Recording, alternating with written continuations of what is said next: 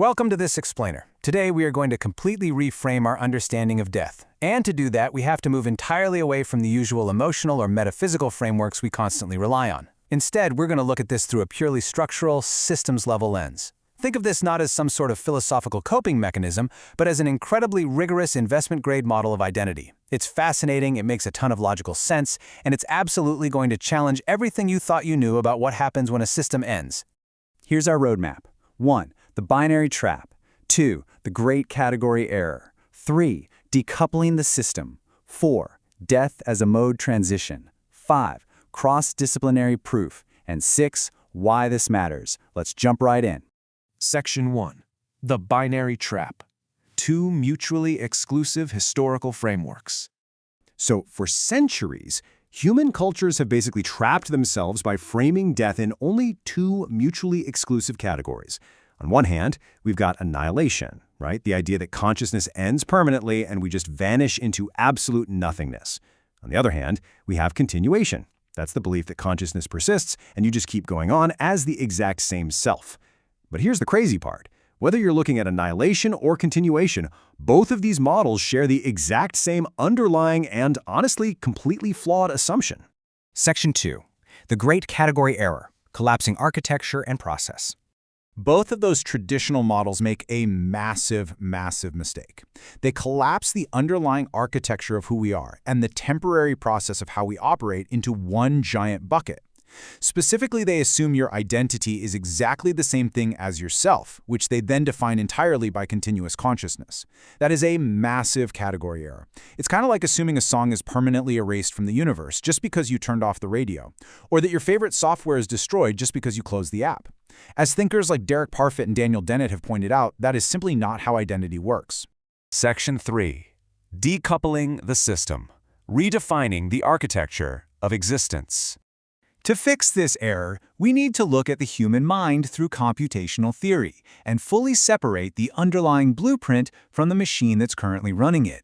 First up, we've got to rigorously define identity. Now, in this model, identity is a feeling. Actually, scratch that. It is definitively not a feeling. It is a stable architectural pattern of information. And as philosophers like David Chalmers point out, this pattern is substrate independent. Think of it exactly like software code.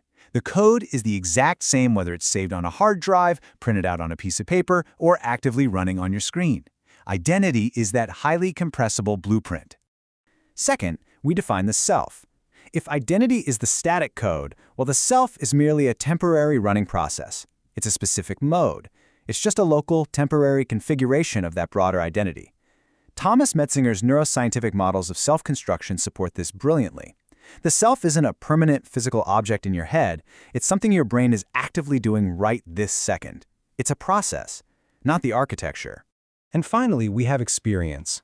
Experience is literally just the active, real-time execution of that running process. When we dive into global workspace theory from neuroscientists like Stanislav Dennett, we can see that this execution relies on physical, biological brain activity. And yes, at death, this real-time execution will absolutely end cleanly.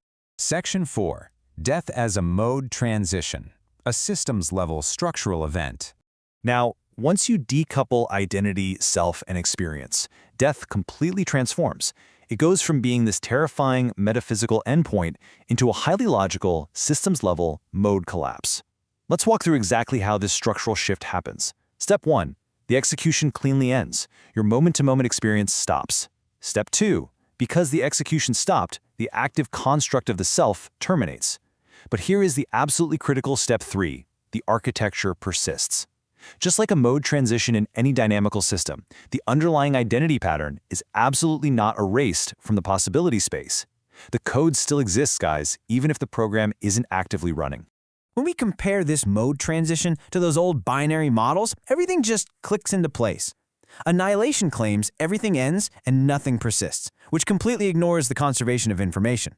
Continuation claims experience and the self persist forever, which directly contradicts modern neuroscience.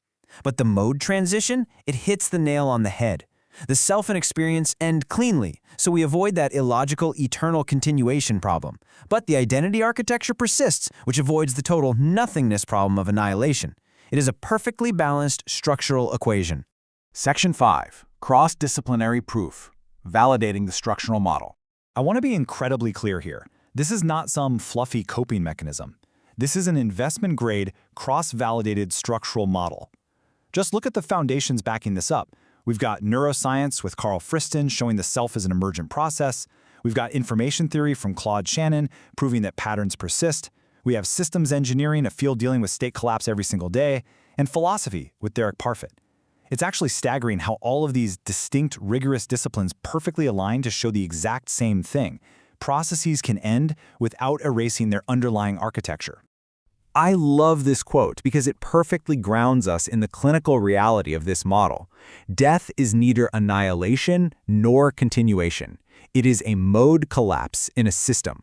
When we strip away all the fear and the historical mysticism, what we're left with is a deterministic system.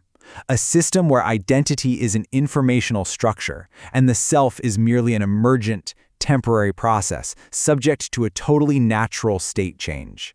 Section 6. Why this matters. Civilization scale implications. So, what's the big takeaway here? Why does reframing death as an engineering problem actually matter to us? Well, because it completely shifts our civilization scale worldview. It teaches us that systems have modes that can naturally end without the entire system just being wiped out. It proves that true stability doesn't exist in our fleeting, day-to-day experience. Stability exists fundamentally at the architectural level. It reframes transitions, even the ultimate transition of death, as natural structural shifts in a deterministic system rather than catastrophic failures. Architectures persist. Processes are wonderfully, beautifully temporary. I really want you to remember this rhythm because it's the absolute core of the third perspective. The temporary process of the self ends cleanly, but the informational architecture of identity is absolutely not erased. And that brings us to the end of today's explainer. But I'm going to leave you with this one final provocative question to chew on. If we are truly substrate-independent code, if your core identity is an informational pattern that simply cannot be erased from the possibility space, what are the limits of that space? Where else in the vast, complex system of reality might that exact pattern exist? Think about the structural possibility of that. Until next time, keep questioning the systems around you.